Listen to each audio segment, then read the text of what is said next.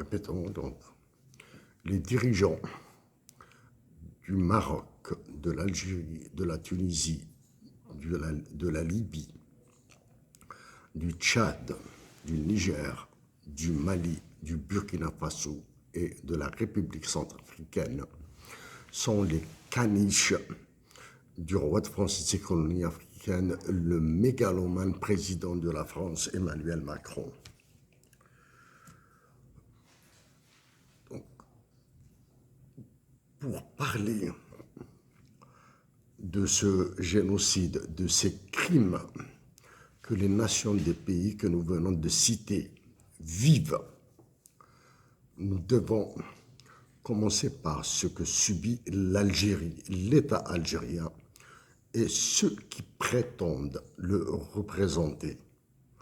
Pour nous, le palais de Mouradia, siège de la présidence de la République de l'Algérie, est une conciergerie. C'est la conciergerie du roi de France et de ses colonies africaines, du mégalomane président roi de France, le président Emmanuel Macron. Ain Naja, le siège officiel de l'état-major de l'armée algérienne. Un état-major formé de soi-disant généraux sont les soldats au service du roi de France et de ses colonies africaines. Sont au service du roi de France et de ses colonies africaines, du mégalomane président de la France, Emmanuel Macron, et de ses sbires. Donc, si nous disons ces mots à propos de notre pays de naissance,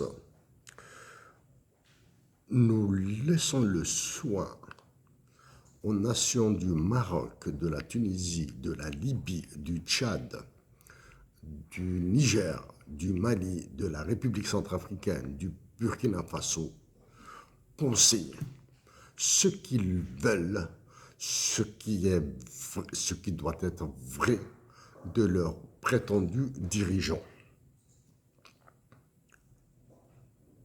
Donc, nous suivons avec soin et attention tout ce qui se passe dans ces pays, dans les pays que nous venons de citer, et nous suivons de très près ce qui se passe au niveau de tout le continent africain à travers la prétendue Assemblée générale de l'Union africaine, la prétendue Commission de l'Union africaine, à travers les organisations terroristes, criminelles, fascistes, nazis que sont la CEDEAO, l'UEMOA, l'UMOA. Donc, nous suivons de très très près ce qui se passe, ce qui se dit et quelles sont les déclarations officielles. Sur ces points, nous vous invitons à parcourir rapidement les détails que nous avons donnés sur ces organisations, sur certains événements internationaux depuis plus de 5 ans.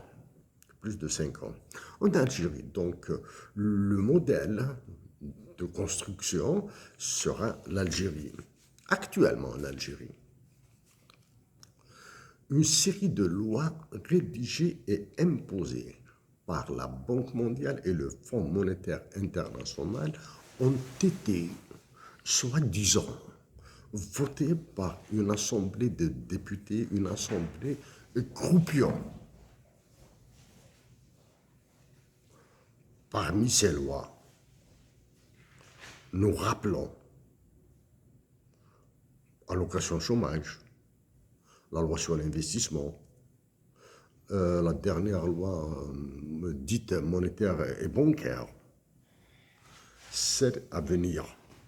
Les lois à venir qui sont déjà rédigées par l'UFMI et la Banque mondiale et qui seront prétendument votées par les dépositaires de la volonté populaire algérienne, toucheront à la privatisation des banques, que vient d'annoncer l'occupant, nous le répétons, l'occupant de la conciergerie d'Emmanuel Macron en Algérie, qui est le siège de la présidence de la République, qui s'appelle Al-Mouradia.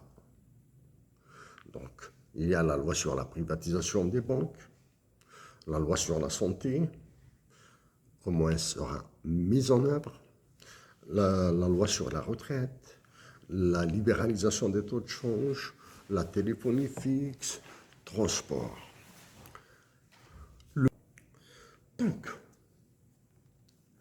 Donc ce processus qui va du législatif, en attaquant à l'âme, au cœur de la patrie Algérie, et par extension au cœur et aux âmes des patries africaines que nous venons de citer, le Mali, le Niger, le Tchad, la Tunisie, le Maroc, la République centrafricaine, le Burkina Faso.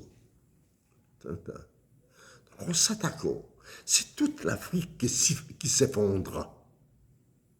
C'est toute cette partie de l'Afrique qui est en train de plier devant Emmanuel Macron. Ah, pourquoi maintenant? Pourquoi cette situation, cet état de décrépitude, de déréliction, cet état d'esclavagisme? C'est l'indignité des dirigeants africains.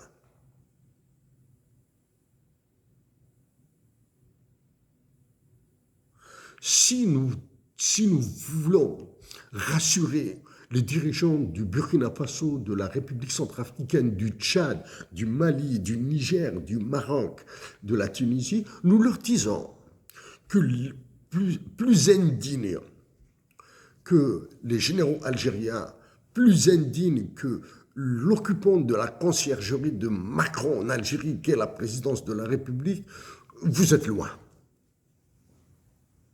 Vous pouvez même vous cacher derrière l'Algérie en disant à vos nations, regardez à ce que subit la nation algérienne à travers des marionnettes, travers des marionnettes. Et elle résiste. Donc nous vous demandons de résister comme résiste la nation algérienne. Oui, la nation algérienne continuera à résister, continuera à souffrir, continuera à être résiliente, mais elle gardera sa fierté,